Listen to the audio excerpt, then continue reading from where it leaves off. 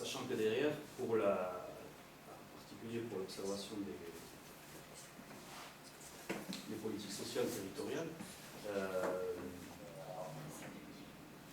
s'ouvre tout le débat que j'ai un petit peu mentionné, mais qu'on pourrait creuser notamment avec les travaux de Breda Gray sur l'Irlande, sur une liste politique irlandaise, ou la thèse d'Andrea Mulbach sur l'Italie, sur le tiers secteur italien, de savoir si qu'est-ce que cela nous dit des relations au pouvoir public et aux politiques publiques. Est-ce qu'au fond, ces organisations sociales de l'Église ne viennent pas, quelque part, consacrer une approche néolibérale, un retrait des politiques publiques sociales, donc Mulbach parle de moralisation du néolibéralisme, en donnant un discours un petit peu catholique. Alors moi je trouve qu'elle va un peu trop loin, mais on peut avoir aussi cette interprétation-là, venant de ces transformations profondes que connaissent ces organisations. C'est-à-dire qu'il y a une transformation en interne, la logique du don versus une logique managériale versus recherche d'efficience, etc. Puis il y a une transformation externe dans le rapport aux politiques publiques qui est à creuser. Et sur le dernier point, j'ai une vision trop limitée du changement. Sur la notion de modernité seconde, la religion comme ressource dans ce monde d'incertitude, je reste très prudent. Je suis à un échelon théorique au-dessous. Moi, je suis parti vraiment de l'observation au plus près de ces organisations-là et du travail social qu'elles faisaient, et notamment en temps de crise. Mais je suis d'accord avec vous que ça soulève des enjeux beaucoup plus fondamentaux. Dans un article que j'ai dû écrire après l'HDR sur l'Église qui commande, sur l'Église catholique espagnole et les réactions à la crise économique espagnole, à l'échelle espagnole. C'est-à-dire en prenant des cas, la crise était beaucoup plus dramatique qu'en Biscaye ou j'essaie de montrer que la crise économique, à la fois, a mis en évidence l'appel, par défaut, je dirais, au travail social de l'Église. Elle a permis le renouveau d'un discours doctrinaire aussi de l'Église catholique espagnole, qui a vu là, pour le coup, une fenêtre d'opportunité pour avoir un discours sur la moralisation du néolibéralisme, enfin, la condamnation du néolibéralisme, mais sans vraiment proposer de système alternatif, et en établissant des connexions, ce que j'appelle des connexions argumentaires, avec deux thèmes. On parle de la crise économique et on dit la crise économique, elle est mieux supportée parce que les familles jouent un rôle d'amortisseur social, en particulier au sud de l'Espagne. Donc, les politiques familiales doivent soutenir notre modèle traditionnel de la famille. Donc, on revient sur le débat sur le mariage homosexuel. Donc, première connexion argumentaire. Deuxième connexion argumentaire sur l'unité territoriale de l'Espagne. En disant, la crise économique aussi, je vais étudier les textes au nom des évêques, la crise économique risque de mettre à jour des égoïsmes territoriaux et donc des séparatismes, sous-entendu catalan et basque, évidemment. Et donc on a une lecture morale d'un problème politique. Et lecture morale et culturelle, puisque c'est des textes, si on les lit au plus près, qui réaffirment l'unité culturelle de l'Espagne autour de la chrétienté. Ensuite, c'est des textes qui sont eux-mêmes le résultat d'un compromis au sein de la conférence épiscopale. Il va y aller, il faut travailler de cette façon de film. Mais bon, là, on a cette opportunité-là. Donc, opportunité avec la crise d'un renouveau de ce discours-là, qui du coup a une prise sur l'espace public, me semble-t-il. Mais en contre-réaction, évidemment, des politiques, des partis politiques de gauche, des mouvements sociaux, la crise aussi a généré grande critique autour de la fiscalité particulière des biens immobiliers de l'Église, par exemple, et puis du régime de relation entre l'État et l'Église, qui était le compromis institutionnel qui avait été noué lors de la transition démocratique. Donc il y a ces deux effets un peu ambivalents. Donc je ne vais pas jusqu'au niveau théorique de première modernité, modernité seconde, etc. Mais moi je vois ces éléments-là, qui en tous les cas annoncent un certain changement. Merci. Merci beaucoup. Je pense que tu as fait la transition presque parfaite avec le propos qui va venir et je me réjouis de vous écouter également. Merci beaucoup. Moi aussi, je suis très heureux d'être ici et je dois remercier l'Université de Bordeaux, l'Institut d'études politiques et Andy Smith pour m'avoir invité à participer dans cette habilitation à diriger des recherches. Je me sens un peu doublement en tant qu'étranger. D'abord, parce que je viens du Pays Basque Sud. Et d'abord, et ensuite parce que je ne suis pas vraiment sociologue de la religion, ni politologue. Je viens de la philosophie et la sociologie du droit. Et alors, je pense que j'ai une position un peu marginale, de quelque façon, dans ce discours.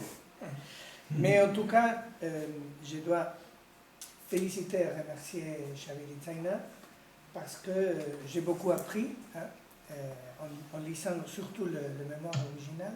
Et je connaissais déjà quelques travaux qui sont inclus dans la synthèse des travaux. Et je pense qu'il y a une très intéressante cohérence dans le parcours qui débouche d'une façon très élégante et cohérente sur le mémoire original. On voit dans le mémoire, on voit le poids d'une recherche qui a été faite dans de divers domaines et qui est tissée ensemble d'une façon très intéressante, je pense, très originelle. Et je pense que c'est une vraie contribution au domaine étudié. Cette idée de politique territoriale du religieux, surtout en étudiant les médiations catholiques, du catholicisme, de différentes versions du catholicisme en Europe du Sud, ou au moins dans quelques régions spécifiques concrètes de l'Europe du Sud. Je dois ensuite souligner, pour moi, la excellente qualité méthodologique qu'on voit déjà évidemment dans les travaux publiés et rassemblés dans la synthèse des travaux, mais surtout dans le mémoire. On voit une combinaison de différentes méthodologies de recherche qui sont très bien combinées, je dois dire, sans être éclectiques. Je pense qu'on trouve la dimension macrostructurelle et quantitative là où on espère la rencontrer. On trouve la dimension qualitative et presque anthropologique, les méthodes du travail des champs et des interviews, de l'observation participante. Et là où on espère la trouver, où elle va vraiment enrichir l'analyse. Alors, je pense, en plus, on voit la méthode comparatiste. C'était déjà excellent si on s'est limité ou s'est borné à un seul territoire. Lorsqu'on compare avec des autres territoires où on apportait les mêmes méthodes, les mêmes méthodologies de recherche, je pense que la comparaison enrichit énormément l'analyse et fait poser de nouvelles questions. Et je pense que ces questions sont très bien tirées, surtout au moment où on essaye de construire des types idéaux pour voir si les types idéaux peuvent fonctionner et également dans le Brescia ou le Forli ou dans le Pays Basque, ou si on peut même parler d'une construction peut-être de l'Europe du Sud, peut-être c'est un peu ambitieux. Alors, en passant à la thèse, ces méthodologies sont appliquées surtout pour l'analyse de ces trois dimensions du répertoire que j'ai trouvé vraiment excellent. Par exemple, dans le répertoire sur l'entrepreneurial, le répertoire que vous appelez de la subsidiarité. Pour nous, les juristes européens, la subsidiarité est toute une autre chose, mais évidemment, ça vient de la doctrine sociale de l'Église, alors c'est très bien utilisé ici. Mais aussi, peut-être qu'il y a cet autre concept de subsidiarité dans le sens de partage de compétences qui a aussi un sens intéressant dans ce domaine qu'il faudrait peut-être tenir en compte. Mais là, par exemple, on voit des études de cas qui sont fort intéressantes. On voit, par exemple, l'étude de biographie ou l'étude de quelques histoires où on voit vraiment, on peut apercevoir tous les discours de construction théorique et toutes les analyses qui se sont traduits dans la réalité d'une vie quotidienne, du travail de personnes dont les portraits sont très bien rédigés. Alors, je ne m'y connais pas vraiment en Brescia ni en Forli, alors j'ai beaucoup appris dans ce sens-là. Je connais un peu de plus près le Pays Basque du Nord, évidemment, et j'ai suivi aussi vos travail sur ces dimensions-là. Je m'y connais, je me reconnais surtout dans le Pays Basque du Sud, où je pense que vous avez fait un travail excellent.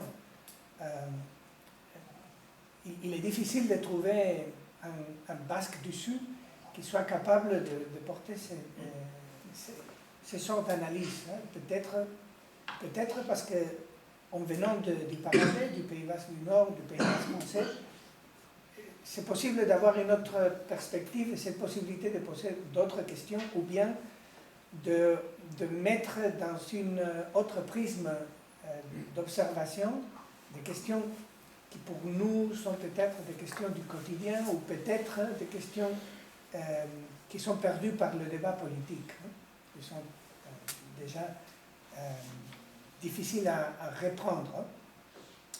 Alors, je vais poser deux questions, une plutôt générale et une autre un peu plus spécifique. La question plus générale tient à ce type idéaux. On commence, et je pense que c'est peut-être l'essentiel de la thèse, il y a le type idéaux du catholicisme de l'identité, celui de l'ouverture. Et puis, je pense, comme la lecture du mémoire et l'élaboration du mémoire progresse, on trouve à nouveau une nouvelle typologie, qui est celle entre le transnational et le local, et le territorial.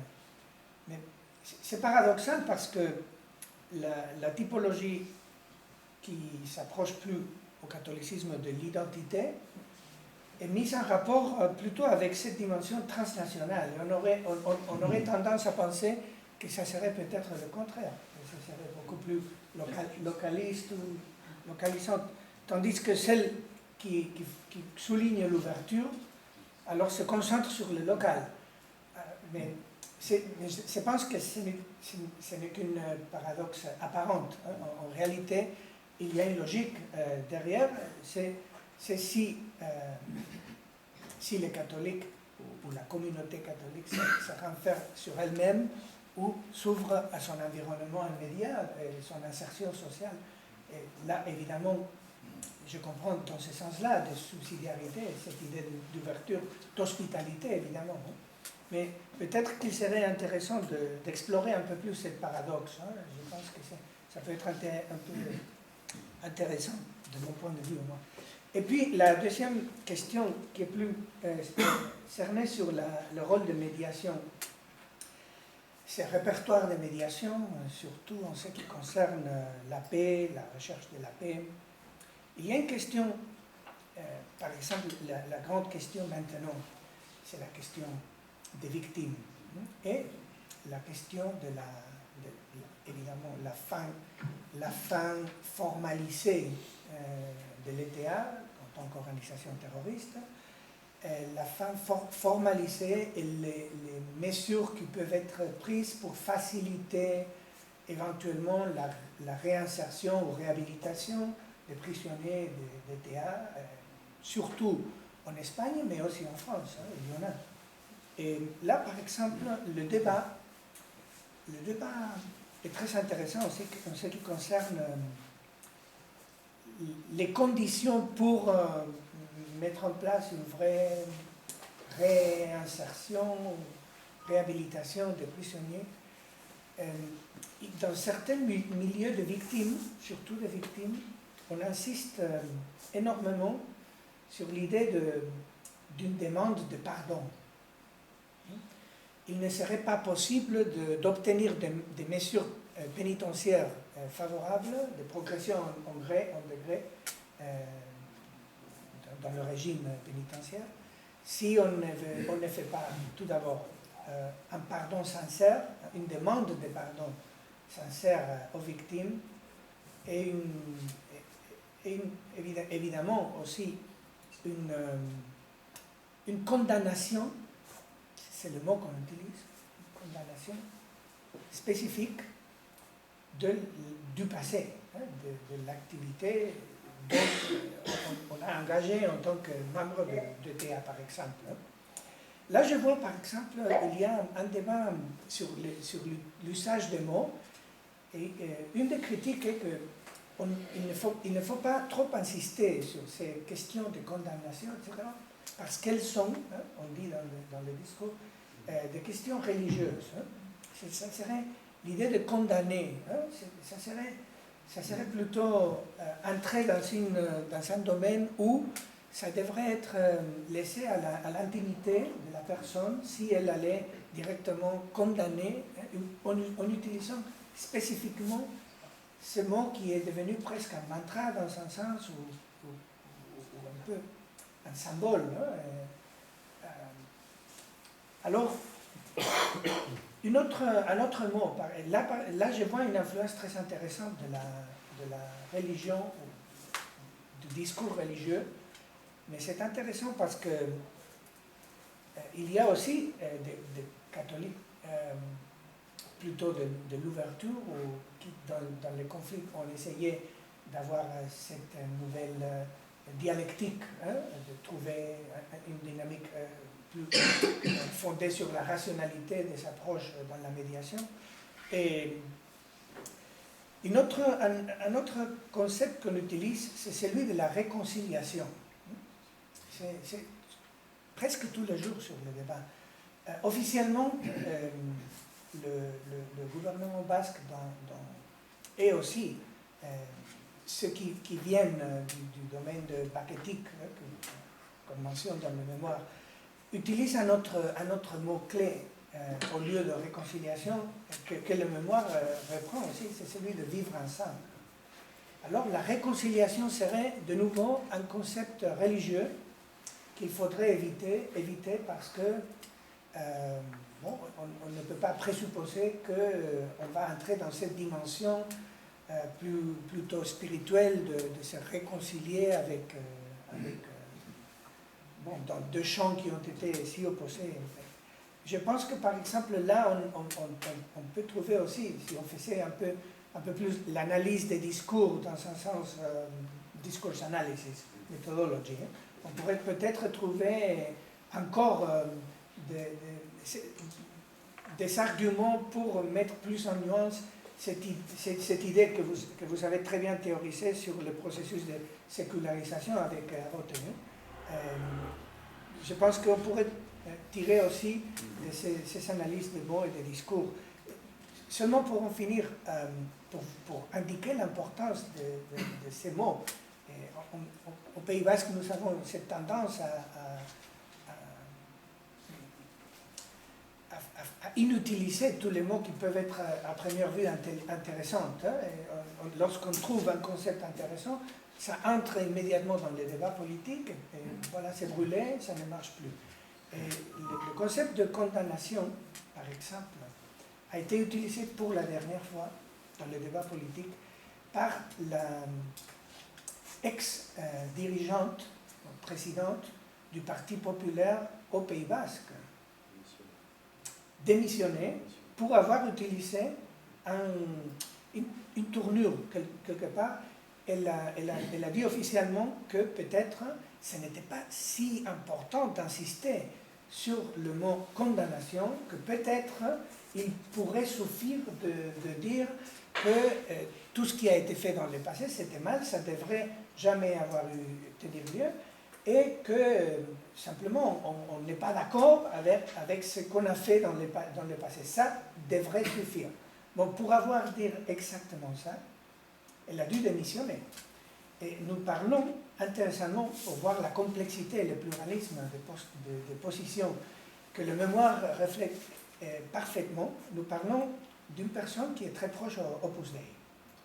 Alors, on ne parle pas d'une personne qu'à première vue, on aurait pu situer plutôt dans ce camp de l'ouverture. Hein. En principe, ça serait dans le camp d'identité où on trouverait les réponses que le mémoire appelle de légaliste, hein, une réponse légaliste au conflit. Et alors, on trouve... c'est pour ça que je reviens sur cette idée. Le mémoire est capable et a su très très bien capter cette nuance, ce pluralisme interne. Normalement, hein, on parlait du pluralisme religieux pour comparer l'appartenance à diverses religions, même dans la médiation des conflits, qu'on le voit dans l'Irlande du Nord. Le rapport entre Alec Reid, Harold Good, que nous avons eu à Niati et à Baketi. Et par exemple, c'était un peu l'approchement entre deux confessions, hein, dans le christianisme. Mais là, par exemple, on voit une énorme richesse et pluralisme dans le catholicisme que je pense que le mémoire a su très très bien expliquer sans tomber dans ces clichés, hein, trop faciles, hein, qu'on aurait tendance initialement à considérer. C'est tout ce que j'ai. Merci beaucoup.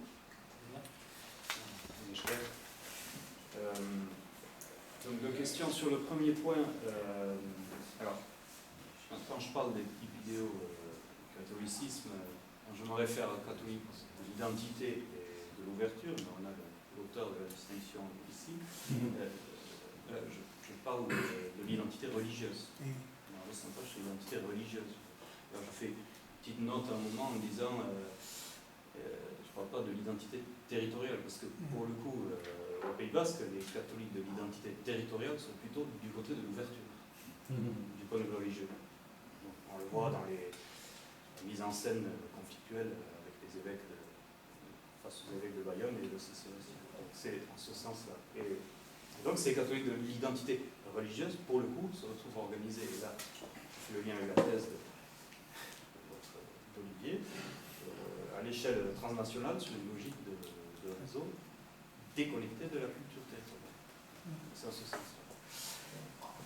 Et sur le deuxième point, ben, je suis très content d'avoir ce point vraiment sur la question du conflit au Pays Basque, parce qu'on est effectivement dans un moment très intéressant qui, alors on ne fait pas de prédiction, on est d'accord, mais qui quand même va vers une fin à peu près définitive de la violence armée, me semble-t-il, mais qui ouvre pour le coup ce débat sur les victimes, sur la réinsertion des prisonniers, où toute proportion gardée, encore une fois, toute proportion gardée, on peut mobiliser, y compris des travaux qui ont été menés sur l'Irlande du Nord sur le rôle des religions. Je pense au livre de Brewer et ses collègues, qui ont d'ailleurs des conclusions plutôt négatives sur le rôle très faible du fait de la médiation de l'Église, des églises, en l'occurrence l'Église catholique protestante, dans le conflit, ou des travaux sur l'Afrique du Sud aussi, sur le rôle du religieux dans la commission vérité et réconciliation, etc. Et donc, on est dans un moment où vont se soulever des questions. Ce que je trouve intéressant, c'est ce que vous soulignez sur les questions sémantiques, au fond. Au Pays Basque, Sud en particulier, il est très difficile d'utiliser des mots à connotation religieuse dans l'espace public, dans le débat public. Donc, pardon, condamnation, réconciliation, vivre ensemble. Et ça, c'est le paradoxe de ce territoire, je pense, qui est, et ça, Pérez Allotte le montre bien, qui est le plus sécularisé d'Espagne. C'est-à-dire qu'on est passé d'un territoire où, dans les années 60-70, avec la Navarre, on avait les taux de pratique religieuse les plus élevés d'Espagne, les séminaires les plus remplis d'Espagne, la proportion de prêtres par habitant plus élevée d'Espagne, à les taux les plus faibles, en l'espace de 20 ans. Donc, la transition démocratique, ce qui a fait dire d'ailleurs à Pérez Allotte, en disant que c'est le politique qui a remplacé, qui a pris la place du religieux comme nouvelle centralité sociale, et une ultra-politisation de la société basque pendant les années de transition. Ce qui fait que il y a toute une partie des acteurs qui interviennent dans le débat public qui ont des réactions épidermiques à la moindre évocation du religieux ou d'un mot à connotation religieuse, parce que l'Église associée au fascisme. Et en même temps, on a ces organisations catholiques très actives, extrêmement actives. Alors moi, je savais qu'elles étaient actives sur le plan de la question de la paix. J'ai découvert leur importance sur le plan du social. Une ville comme Bilbao, une ville post-moderne, européenne, mais où le tiers secteur catholique joue un rôle essentiel dans la régulation locale du social. Et où les acteurs font des ponts, de mes découvertes aussi, on a les mêmes acteurs religieux qui sont actifs dans la question du social, de l'économie solidaire et dans la question de la paix. Ça, c'est très important. Et dans l'hospitalité aussi. Et dans l'hospitalité. Les organisations jésuites, certains prêtres du diocèse de Bilbao, qui vont faire venir un prêtre rédemptoriste irlandais, très actif dans la médiation en Irlande du Nord, pour essayer de faire la médiation au Pays Basque. Donc ça, intéressant aussi, une circulation transnationale des répertoires de médiation, et qui sont les mêmes acteurs qui sont à l'origine du lancement d'une initiative de finances solidaires type FIAD, aux côtés des mouvements sociaux, très économie alternative. Voilà. Donc on a ce contraste-là entre une société très sécularisée, très sécularisée, et puis ce tissu organisationnel très actif sur ces questions, et qui a un vrai impact. Le fait que Monseigneur Uriarte, l'ancien évêque de Saint-Sébastien, fasse partie de la commission qui a travaillé pour le gouvernement basque pour l'établissement de l'historique et du nombre de victimes des 40 ans du conflit est significatif. Appelé par le gouvernement basque pour faire partie d'une commission dont les résultats auront un poids très important sur la construction du problème public, encore une fois, de la question de la paix.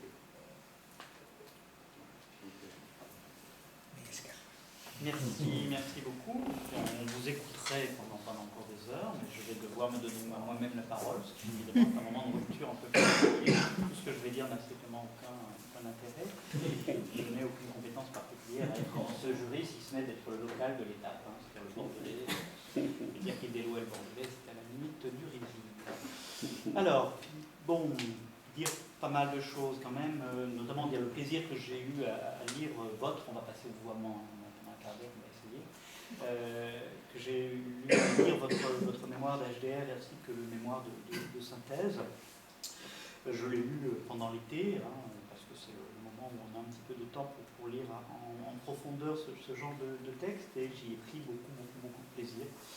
Non seulement parce qu'il est formellement parfait, à l'exception de petites erreurs relevées par Philippe, mais seul Philippe les avait relevées, donc on peut penser que ce qui vaut pour Xavier vaut pour d'autres spécialistes du catholicisme, pseudo-spécialistes du catholicisme comme moi.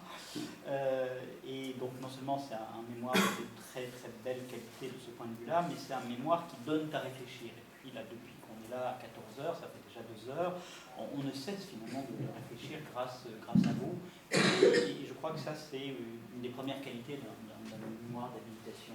C'est qu'il doit donner à réfléchir à ceux qui le lisent, à ceux qui le liront, à ceux qui écoutent notre discussion cet après-midi. Ce mémoire donne à réfléchir.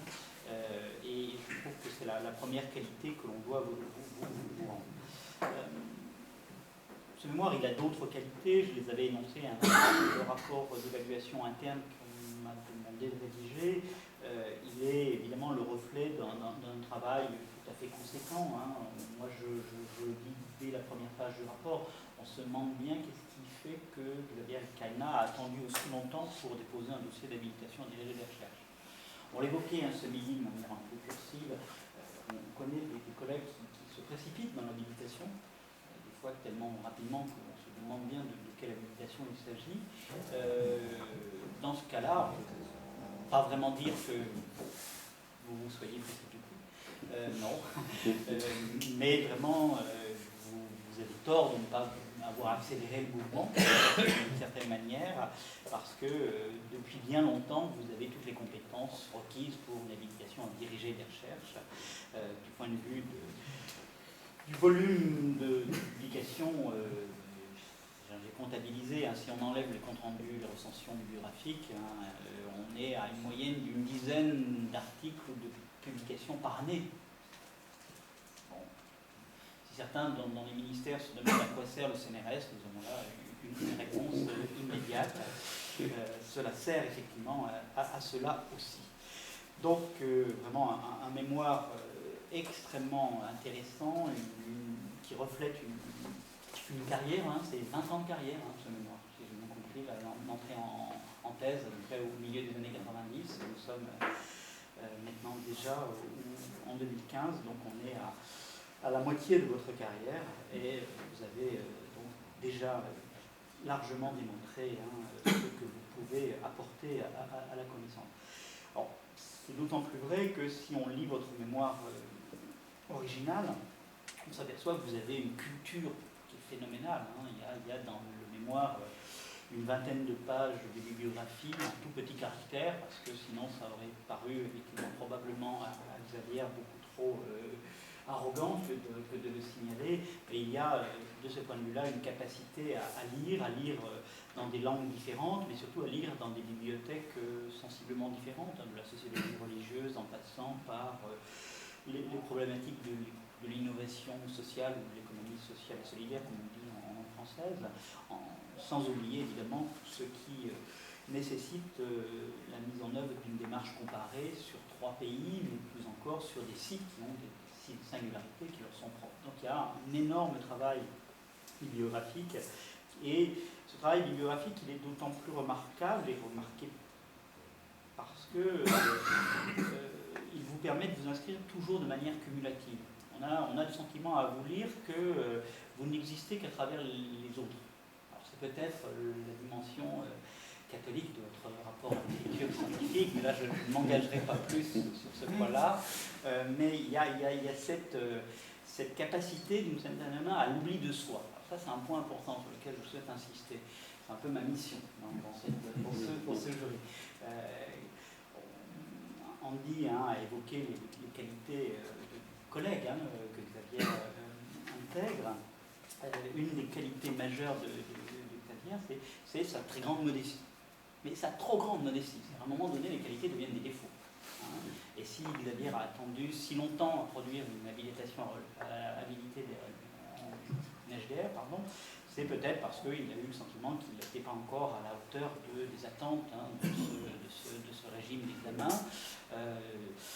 Il faut définitivement le convaincre, donc on va tous le faire dans cette salle, qu'il aurait pu se sentir autorisé depuis quand même pas mal de temps, et que de ce point de vue-là, il faut qu'il ait le sentiment vraiment qu'il est parmi les meilleurs, et qu'il a vocation, je dirais, à s'en convaincre lui-même pour produire encore, je dirais, des choses beaucoup plus efficaces qu'il ne l'a fait jusqu'à présent. Alors, Ça, c'était la partie un peu positive de mon rapport, mais je me suis aperçu que j'étais sévère dans mon rapport. À la fin du mois d'août, je pense que j'étais en forme, donc je vais atténuer mes critiques, et je vais repartir de la discussion qui a été la nôtre cet après-midi. C'est vrai que ce qui rend passionnant la lecture du travail de Xavier, c'est le fait qu'il travaille sur une question qui intéresse un certain nombre d'entre nous ici, qui est le rapport entre religion et politique. C'est vrai qu'à ce titre-là, la science politique a son mot à dire sur des questions effectivement qui ne sont pas directement, classiquement, simplement des objets politiques. Sauf que, comme l'a très bien fait Philippe, on a connu différents régimes de relations entre religion et politique. Et je ne parle pas seulement des régimes juridiques, mais des régimes, je dirais, d'appréhension scientifique. Un certain nombre d'entre nous avons travaillé effectivement sur un moment qui est le moment de passage où ces deux monstres que sont religion et politique étaient encastrés l'un dans l'autre. Il y avait donc un rapport à la fois, je dirais, positif et négatif dans cette relation d'encastrement. Et cette relation d'encastrement, elle s'est estompée par un mécanisme qui est celui de la sécularisation, que certains d'ailleurs ont appelé l'invisibilisation du religieux. Dans les travaux un peu anciens sur les théories de la sécularisation, cette notion d'invisibilisation était présente, et qui donne naissance effectivement à une approche qui va tenter de comprendre l'influence finalement du religieux sur le politique.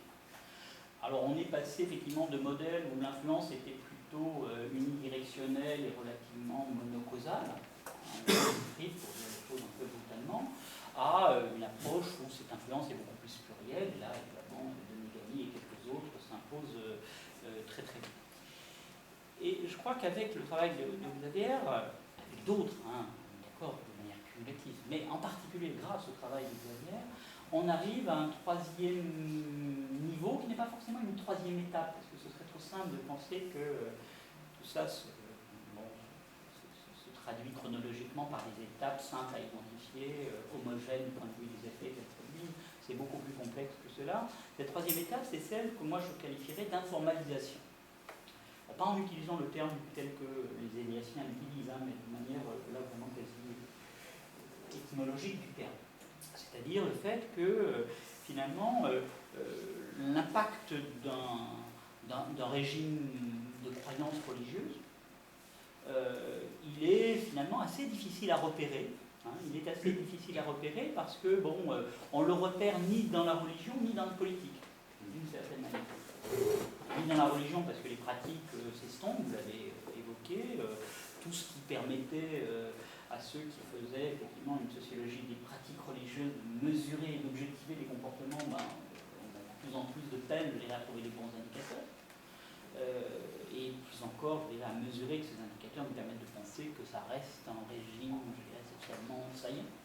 Et puis, de l'autre côté, de la même façon, lorsqu'on essayait d'établir, même avec la prudence d'une approche pluricausale, les liens entre ces indicateurs de pratique et des indicateurs, je dirais, d'attitude politique, on est là encore extrêmement, en peine. C'est pour ça qu'on est souvent rassuré d'avoir des catholiques identitaires en face de nous, parce qu'eux, au moins, ils restent dans un schéma. Enfin, moi, j'aime bien les maurassiens. Je n'aurais pas dû le dire parce que c'est enregistré, je sens qu'on va me le reprocher durablement à Yves Deslois qui aimait les maurassiens. Non, j'aime bien les maurassiens parce que, non, j'aime pas les maurassiens, mais il y a quelque chose de rassurant quand même pour certains d'entre nous de travailler sur le catholicisme identitaire, c'est qu'il tente, je dirais, de perpétuer une relation relativement simple avec la vie. Avec vous, on est effectivement dans l'informel.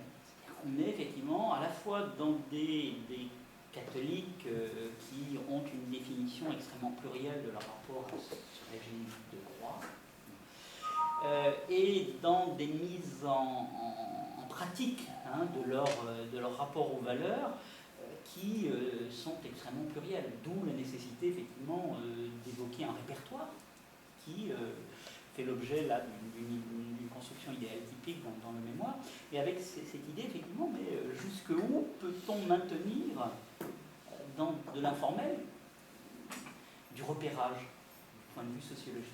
Qu'est-ce qu'on repère?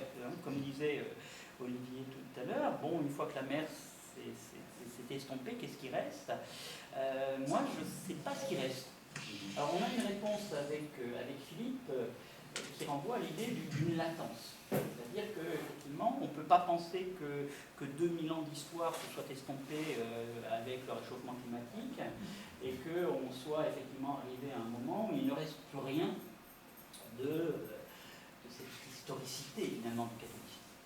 Mais je ne suis pas certain que les catholiques dont vous nous parlez nous permettent simplement, je dirais, d'établir une relation entre cette histoire et le présent. Moi, je suis plus pessimiste que nous, Philippe, sur le fait qu'on puisse voir dans ce que vous démontrez cette latence-là. Alors, on peut avoir une réponse intermédiaire qui est de dire finalement ce qui reste une fois que la mer s'est retirée, c'est des régimes de justification. Hein, on va se faire voltancien 5 minutes, on a des régimes de justification qui fait effectivement que lorsqu'on tente d'expliciter auprès des acteurs ce qu'ils tentent, je dirais, de mettre en œuvre dans leur pratique, ils vont finalement, par une sorte de raccourci cognitif, faire référence à leur origine catholique. En gros, bon, ils sont dans le don parce que, bon, ils ont été socialisés à un moment ou à un autre par quelque chose qui relève de la socialisation catholique. Alors, oui, peut-être, mais là, c'est là que j'avais fait une petite critique, excusez-moi d'avoir fait une petite critique, mais dans mon rapport d'évaluation au mois d'août, à un moment donné où je me lâchais vraiment,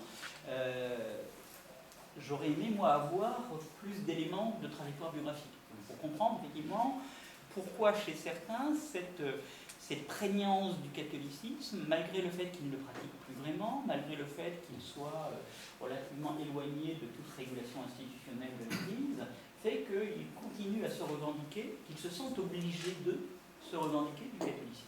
Et ce qui fait qu'effectivement, à un moment donné, lorsqu'on les pousse dans un retranchement en termes de justification, ils se disent finalement, si je fais cela, c'est pas parce que mon évêque m'a demandé de le faire, c'est pas parce que j'ai été enfant de cœur dans ma jeunesse et que quelque part ça m'a profondément marqué dans mon habitus et dans mon rapport aux autres, c'est parce que d'une certaine manière je reste fidèle à une thématique religieuse que je peux expliciter. C'est peut-être effectivement de ce domaine-là. On n'est pas dans de la latence au sens quasi anthropologique du terme, tu citais Permanent, Permanent n'a pas raison, que c'est les inquiétudes qui sont les siennes ne sont pas forcément pertinentes. Et on a effectivement finalement une religiosité qui renvoie à ces régimes de justification. Et puis, moi j'avais une autre hypothèse, c'était la deuxième critique que je formulais, finalement je reviens à mes critiques, qui est de dire que quand même dans la présence du religieux, il y a toujours eu quelque part quelque chose qui renvoie à la conflictualité. L'opposition idéal-typique très, très intéressante que Philippe a suggérée dans les travaux qui sont les siens, entre les catholiques d'ouverture et les catholiques identitaires, on parle sous son contrôle. Il n'existe que parce que l'un s'oppose à l'autre. Il y a une querelle d'interprétation. Il y a un conflit. Alors ce conflit n'est pas interne au catholicisme. C'est pour ça que j'ai émis l'idée qu'il y a peut-être un terrain sur lequel vous pourriez explorer des choses complémentaires, notamment à partir de la lecture du chapitre 4 sur le répertoire de l'hospitalité. On le voit bien, c'est plus encore vrai depuis quelques semaines en Europe, compte tenu de l'afflux migratoire que l'on observe aux frontières de l'Europe. On voit bien que ce qui fait craquer quand même une partie du monde catholique, c'est ce rapport à l'hospitalité. Il y a clairement, je dirais, un certain nombre de catholiques qui n'assument pas complètement ce registre de l'hospitalité. Et qui ne l'assument pas au nom, effectivement, d'une sorte de conception extrêmement négative d'une autre religion, présente évidemment sur notre territoire, mais relativement absente du mémoire original qu'est l'islam. C'est pour ça que j'évoquais le secours islamique. Il y a le secours catholique d'un côté, mais il y a le secours islamique. Il y a un ensemble, je dirais, de groupes religieux en interaction, et on peut penser quand même qu'une partie de l'assaillance du catholicisme dans nos sociétés et dans les différents objets qui vous concernent en particulier, elle ne tient pas seulement à de la latence, elle ne tient pas seulement à des régimes de justification, mais elle tient aussi à la nécessité de s'y distinguer des autres, d'une certaine manière. Et que ce qui sauve d'une certaine manière cette un peu tragique. Hein. Ce qui sauve la référence au catholicisme, c'est qu'elle est immédiatement concurrencée par d'autres références religieuses. Et alors, chez les catholiques identitaires, c'est très clair. À l'évidence, il y a une réactivation d'une conception essentialiste du catholicisme qui renouvelle effectivement une opposition très ancienne chez eux, l'opposition civilisationnelle et culturelle. Bon, cela, c'est très simple, on est tous d'accord, c'est bien étudié, c'est bien enseigné. C'est pas inintéressant quand même, parce qu'ils existent. Ils existent. Magali est partie, mais Magali les montrera dans une prochaine HDR locale. Hein, la spécialisation des HDR sur le religieux, ici. Montrera combien ça reste un régime, enfin, un registre important. Mais si on oublie, je dirais, ces catholiques identitaires, il y a quand même dans le catholicisme contemporain d'ouverture, il y a un jeu, je dirais, de confrontation avec effectivement d'autres façons de croire et d'autres perceptions, je dirais, du religieux. Et ça, c'est peut-être le point un petit peu aveu que j'avais un petit peu pointé dans mon rapport. Le dernier point, je terminerai là-dessus, parce que j'ai entendu avec bonheur que Xavier, dans sa prestation orale, se revendiquait, alors je l'ai noté quelque part, mais j'ai noté tellement de choses que je ne sais pas, mais vous avez à un moment donné fait référence à la filiation weberienne qui était la vôtre, et je m'en réjouis évidemment, on est un certain nombre à cette table probablement s'en réjouir. J'aurais, moi, c'est vrai, à lire le mémoire, je la trouvais très très implicite, très invisible cette référence, pour revenir sur le jeu de mots entre la visibilité et l'invisibilisation. Il y avait quelque chose d'un peu invisible qui était effectivement le fait d'assumer un positionnement qui est pleinement webérien. Il est pleinement webérien parce que, à bien des égards, ce que vous avez écrit dans ce mémoire est une actualisation de l'éthique, telle que Weber avait pu l'écrire, toute chose étant par ailleurs évidemment différente, Weber étant ce qu'il est, mais il y a là quelque chose qui aurait mérité probablement d'être plus explicité. Et c'est vrai que quand vous faites notamment dans le chapitre introductif un balayage finalement des grandes traditions d'analyse avec lesquelles vous vous confrontez, c'est souvent des traditions d'analyse avec lesquelles vous vous retrouvez négativement. Mais les traditions d'analyse qui ont été fécondes pour vous, elles apparaissent finalement qu'à la marge dans le travail. C'est juste le fait que là encore, que Xavier se sente autorisé à se sentir libérien, se sente habilité des recherches. Je m'arrêterai là. On a parfaitement tenu le temps, c'est un jury autorisé. Mais évidemment, c'est vous qui aurez le dernier mot. Merci pour ces commentaires. Brièvement, d'abord sur l'approche biographique, effectivement, j'ai un peu de mal à en tirer de la montée en généralité, parce qu'il en aurait fallu davantage, très clairement, mais parce que c'est effectivement à creuser dans le fil de la sociologie des mobilisations et de l'utilisation des récits de vie, de toute une méthodologie que j'avais d'ailleurs, même dans ma thèse, utilisée beaucoup plus abondamment, des récits de vie d'anciens séminaristes et d'anciens prêtres réinvestis dans l'action culturelle, politique et basse. Ici, effectivement, j'ai que 5 trajectoires et mais ils arrivent au terme d'un chapitre qui a fait sa logique aussi. Enfin, il est construit en 3 temps, c'est-à-dire c'est sur le rapport au répertoire entrepreneurial des catholiques, c'est-à-dire comment ce répertoire se décline d'abord en trajectoire territoriale, par exemple Brescia et la Biscaye ou le Pays Basque en l'occurrence. Ensuite en trajectoire organisationnelle avec les 4 approches du répertoire entrepreneurial que l'on décline, pour arriver sur les trajectoires individuelles. Donc, et les trajectoires individuelles, c'est vrai que dans mon raisonnement, je suis d'accord, c'est pas assez approfondi, mais elles avaient pour fonction de corriger un petit peu, sans invalider, de corriger un petit peu les clivages que je venais d'établir entre les organisations. Alors, au fond, de dire, on a des cas où, par sa trajectoire, l'individu passe de l'un à l'autre, d'une agence de socialisation à l'autre. Donc, la trajectoire individuelle, dans ce cas-là, elle sert à nuancer un petit peu la typologie trop tranchée. Mais je suis d'accord que je me suis arrêté au milieu du lieu. c'est une méthodologie qui me semble extrêmement riche. Sur le point aveugle sur l'islam, alors là je suis tout à fait d'accord, c'est un point à creuser, et pas seulement à creuser, je pense, du point de vue de la concurrence entre les organisations caritatives religieuses. C'est quand Pierre de Galambert parlait de la tension au sein de l'Église catholique entre la compassion pour l'exclu et la peur du rival, mais aussi celui de leur éventuelle coopération et partenariat. Comme je lisais un article dans le Monde diplomatique qui parlait du secours islamique, précisément,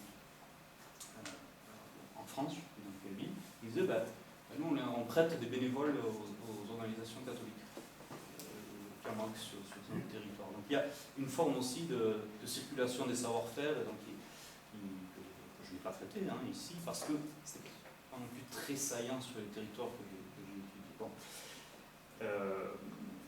Et puis ça ouvre toute cette littérature sur les ONG confessionnelles aussi, qui est très développée, quoi. Alors,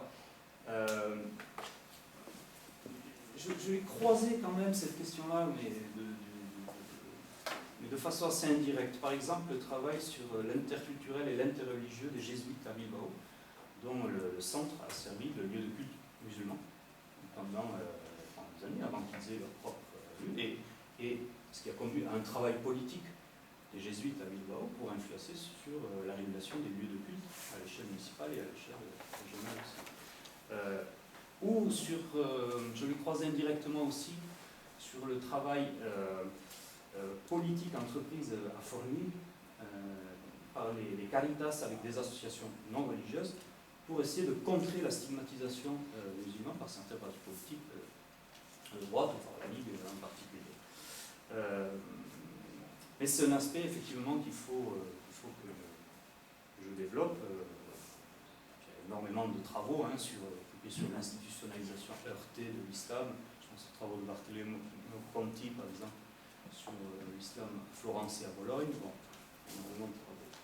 énormément de travaux aussi en Espagne sur la façon dont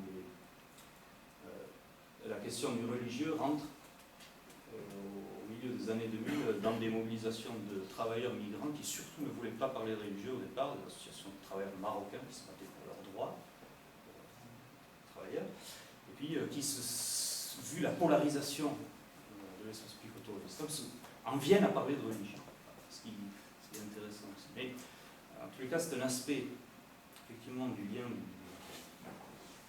entre les organisations catholiques sur lesquelles je travaille et les autres religions qu'il faut creuser. Alors, c'est pas l'islam, mais j'ai fait une petite ouverture avec les adventistes, par exemple, à Forlì, les adventistes du 7e jour, qui se retrouvent à co-construire le welfare mix local avec les organisations catholiques. On parle aussi de l'église gréco-catholique roumaine. Mais c'est vrai que c'est un aspect qu'il faut. Voilà. Et c'est vrai que ça serait à faire, cette question-là, à partir de mon terrain, je pourrais le creuser en essayant d'éviter aussi deux angles qui sont bien connus, c'est-à-dire d'une part l'instrumentalisation de l'identité chrétienne par certaines formations politiques, l'identité chrétienne, pour s'opposer à l'islam, et puis l'autre pan de littérature un peu, qui est la description un peu plate du dialogue interreligieux aussi. On va essayer de trouver entre ces deux ce qui se passe vraiment sur le terrain en termes de relations, soit de concurrence, soit de partenariat entre ces organisations. Sur le dernier point, posture weberienne, totalement. Effectivement, je ne l'ai sans doute pas suffisamment explicité, mais bien qu'étant au centre Durkheim, je ne suis pas le seul, je pense, plutôt weberien. Y compris par ma position prudente, y compris sur la position prudente et sur l'approche weberienne de l'affinité élective, par exemple, plutôt que de parler de causalité, pour essayer de comprendre les rationalités, voilà. Et puis, l'éthique protestante russe, pour moi, c'est référence, effectivement, tout en essayant d'éviter aussi, je vais le signaler, les instrumentalisations un petit peu politiques qui ont été faites d'une lecture simplifiée de la thèse de Weber. Voilà. On parle un peu, voilà. Merci beaucoup. Est-ce que quelqu'un a un point à ajouter? Tout va bien, donc nous allons mettre fin à la partie publique de la soutenance, pour le dire publiquement. Et donc,